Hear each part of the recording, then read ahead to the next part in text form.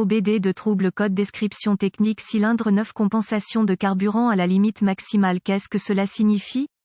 Il s'agit d'un code de diagnostic générique (DTC) du groupe motopropulseur et s'applique généralement à tous les véhicules OBD2 à essence. Cela peut inclure, mais sans s'y limiter, les véhicules de Land Rover, Mazda, Jaguar, Ford, Mini, Nissan, GM, etc. Bien que génériques, les étapes de réparation exactes peuvent varier selon l'année, la marque, le modèle et la configuration du groupe motopropulseur. Un code P02BA enregistré signifie que le module de commande du groupe motopropulseur PCM a détecté une condition extrêmement pauvre dans un cylindre de moteur spécifique. Dans ce cas, c'est le cylindre croisillon 9. Le PCM utilise le système de compensation de carburant pour augmenter ou diminuer le débit de carburant selon les besoins. Les signaux d'entrée provenant des capteurs d'oxygène fournissent au PCM les données nécessaires pour régler la compensation de carburant. Le PCM utilise des variations de modulation de largeur d'impulsion d'injecteur de carburant pour effectuer des changements de rapport air-carburant. La compensation de carburant à court terme est calculé en permanence par le PCM, il fluctue rapidement et est l'un des facteurs clés dans le calcul de la compensation de carburant à long terme. Chaque véhicule a des paramètres de pourcentage de compensation de carburant minimum et maximum programmés dans le PCM. Les paramètres pour la compensation de carburant à court terme sont beaucoup plus larges que les spécifications des paramètres pour la compensation de carburant à long terme. De petites variations dans la compensation de carburant, généralement mesurées en pourcentage positif ou négatif, sont normales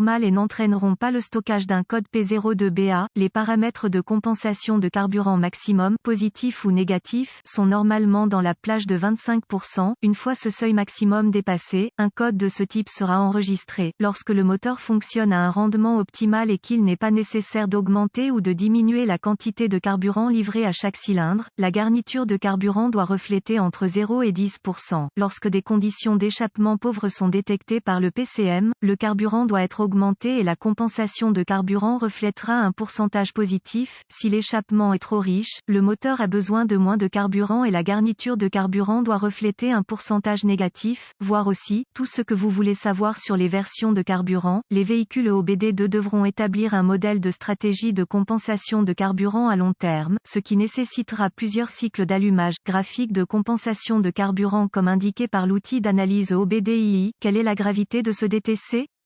Le P02BA doit être classé comme grave car une faible consommation de carburant peut entraîner des dommages catastrophiques au moteur. Quels sont certains des symptômes du code? Les symptômes d'un code de panne P02BA peuvent inclure diminution des performances du moteur, démarrage retardé du moteur, la présence de codes d'échappement maigre stockés. Des codes de raté d'allumage peuvent également être stockés. Quelles sont les causes courantes du code? Les causes de ce code de compensation de carburant P02BA peuvent inclure injecteur de carburant défectueux, qui fuit, mauvaise pompe à carburant, fuite de vide du moteur, y compris défaillance de la soupape EGR, capteur d'oxygène défectueux, défaillance du débit d'air massique (MAF) ou de la pression d'air du collecteur (MAP). Quels sont certains dépannages P02BA pas?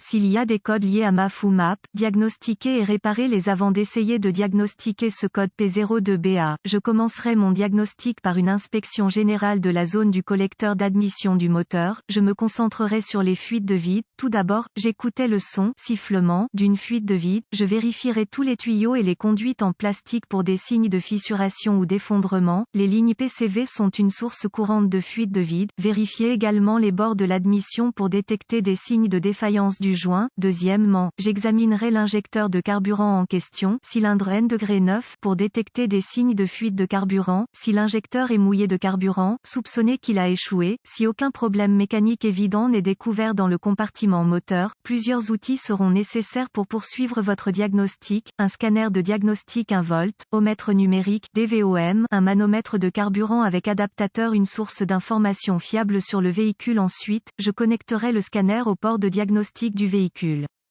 Je voudrais récupérer tous les codes stockés et figer les données de trame, puis les écrire tous pour une utilisation ultérieure. Maintenant, je voudrais effacer les codes et tester le véhicule pour voir si certains sont réinitialisés, accéder au flux de données du scanner et observer le fonctionnement du capteur d'oxygène afin de voir si une condition d'échappement pauvre existe réellement. J'aime affiner le flux de données pour inclure uniquement les données pertinentes. Cela donne un temps de réponse des données plus rapide et une lecture plus précise. Si une condition d'échappement pauvre réelle est présente, Étape 1. Utilisez le manomètre pour tester la pression de carburant et la comparer avec les spécifications du fabricant. Si la pression de carburant est conforme aux spécifications, passez à l'étape 2. Si la pression de carburant est inférieure aux spécifications minimales, utilisez le DVOM pour tester le relais de la pompe à carburant et la tension de la pompe à carburant. Si la pompe à carburant est alimentée à un niveau de tension acceptable, généralement la tension de la batterie, retirez le filtre à carburant et voyez s'il est obstrué par des débris. Si le filtre est bouché, il doit être remplacé. Si le filtre n'est pas obstrué, suspectez une défaillance de la pompe à carburant. Étape 2. Accédez au connecteur de l'injecteur pour l'injecteur en question et utilisez le DVOM ou une lampe NOID si disponible pour tester la tension de l'injecteur et une impulsion de masse, cette dernière provenant du PCM. Si aucune tension n'est découverte au niveau du connecteur de l'injecteur, passez à l'étape 3. Si la tension et une impulsion de masse sont présentes, rebranchez l'injecteur et utilisez un stéthoscope ou un autre dispositif d'écoute et écoutez-le avec le moteur en marche. Un clic audible doit être répété à intervalles réguliers. Si le son n'est pas présent ou s'il est intermittent,